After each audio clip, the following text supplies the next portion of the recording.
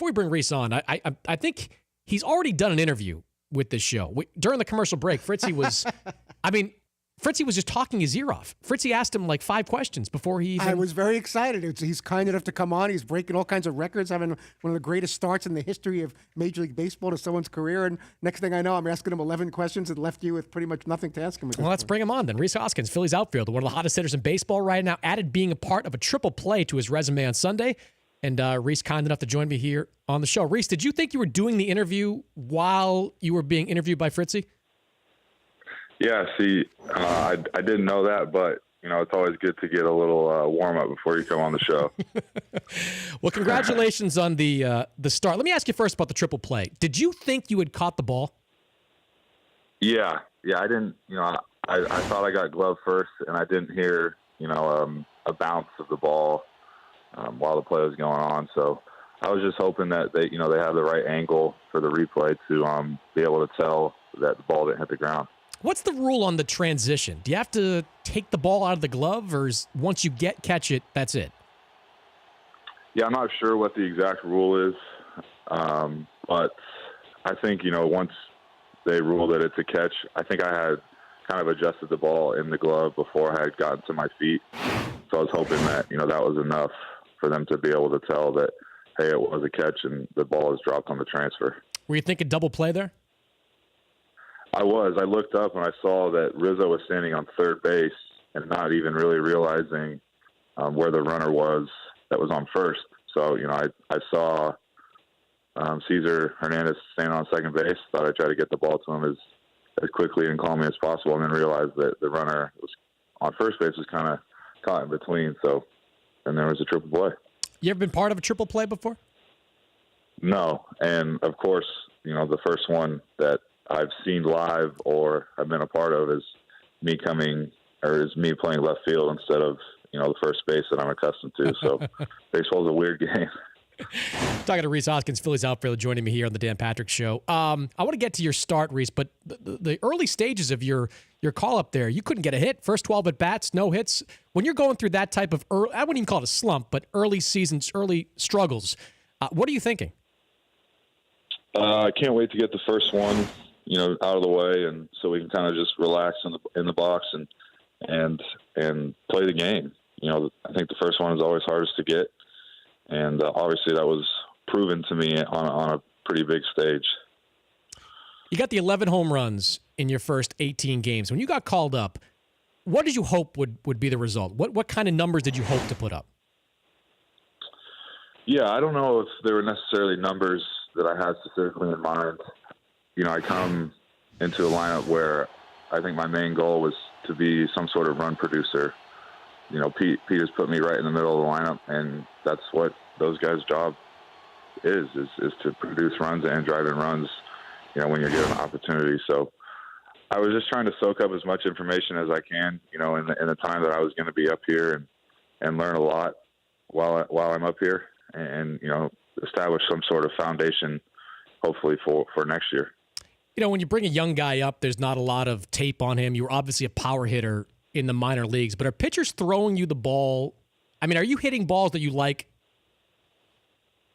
Yeah. For the most part, the balls that I've, been able to drive have been mistakes, but that's, what you have to do in baseball is, especially at this level, these guys are too good where if you miss the mistakes, you're probably out. Especially with the pitchers, in today's game, a lot of velocity, a lot of good breaking balls. So you can't afford to miss the mistakes that they make. And, there's just been a little bit of a stretch where I haven't missed that much. Are you seeing pitchers start to adjust to you? Yeah. I think that happens daily, from game to game and, even from at bat to at bat. And, that's the beauty about this game is it is a game of adjustments.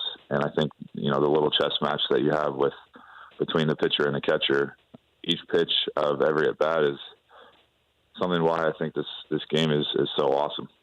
I know you grew up in the Bay Area, watched a lot of Barry Bonds. You ever catch a Bonds home run ball? I didn't, but man, I wish I had. I remember watching every at bat that I could, stopping homework, stopping dinner, whatever I was doing to run into the TV to watch his at bats. So It was fun to watch. It was history that was unfolding before my eyes, and I was lucky enough to be able to be a fan of it. Did you ever get on the boat in McCovey Cove and wait for him? I did not, but I have been out there as a fan, and it's a pretty cool little atmosphere. We were pretty lucky in Northern California to have the run that they had from 2010 to 2014. So it was pretty electric in San Francisco. If you had been out there and a ball landed in the Cove, would you have jumped in after it? No doubt. It would have been freezing for the rest of the night and the drive home to Sacramento, but man, it would have been worth it. We're watching Giancarlo Stanton put up some monster home run numbers this year. Has a chance to eclipse 60, maybe get above that Roger Maris mark of 61. As a guy that grew up watching Bonds and clearly aware of everything that's gone on in baseball over the last 2 decades, do you consider Bonds the home run king? Yeah, listen, obviously, the whole steroid era is an issue, a thing. It's there. It's always going to be there. But in my eyes, you still have to be able to have the talent to hit the ball. I think the most amazing thing about Bonds was that he would get one pitch to hit a game, maybe a series, and he would be locked in enough to be able to put, his best swing on it. And most of the time the ball, went out of the ballpark. So to me, that was the most amazing thing. Yeah. Plus, nobody ever threw to him, like ever. Right. Exactly. I mean, the season where, he had over 200 walks that's incredible. I love the on pace numbers. 11 home runs in 18 games. Do you know how many home runs you're on pace to have? No, I do not. I would think it's got to be. I'm going to guess it's a lot. Yeah, I'm guessing it's like over 100, right? If it's over 162 game season, it's got to be over 100. Yeah, I guess it's right around 100. Yeah. Do you have a goal? If you played the full season, how many home runs do you think you can hit at the major league level? That's a great question. I'm hoping that in my career I've been anywhere from about 20 to 35. So anywhere in that range is something that is I guess a goal that I'll set for myself. But as long as I'm driving in runs, I think the 100 RBI mark is something that I would be very proud of if I was able to get to that in my career. No one ever got in trouble for leading the league in doubles either. So, is the pitching significantly different than what you saw in the minor leagues? Yeah, the thing about the pitching is I think that guys are more likely to try to let you get yourself out.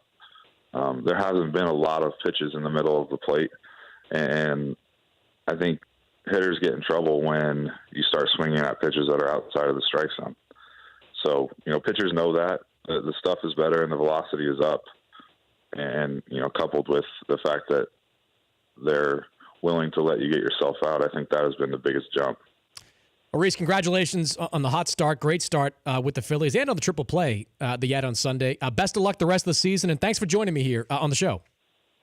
Yeah, Chris, thank you, man. I appreciate you having me. That's Rhys Hoskins, the Phillies outfielder, joining me here on the Dan Patrick Show. The Dan Patrick Show, weekday mornings on Audience.